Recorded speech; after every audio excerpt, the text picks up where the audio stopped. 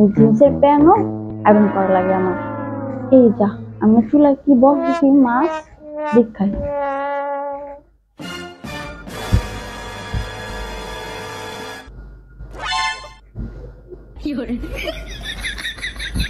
মাছটাও পুরো চারিদিক দিয়া আর এদিক দিয়া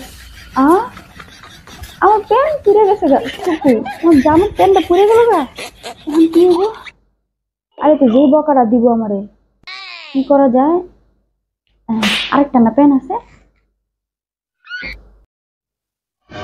দেখি তো। হ্যাঁ, একদম নতুন চকচক করতেছে। বকা খাওয়াতে বাচ্চা যাবো না। আয়া পড়ছে গিডারাই খালুই দরজাটা খুলি।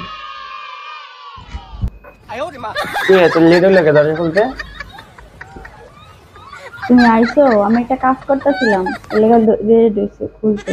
জানো আমি আজকে একটা ভুল কাজ করে লেছি। কি করতে আবার? কি বল? তুমি আগে আসো, তারপর বলতেছি। কি ভুল করছো এখন কও?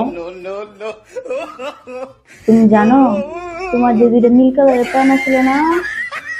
হ্যাঁ, দুটো নীল কালারের প্যান্ট আসলো, তো কি হয়েছে বলো?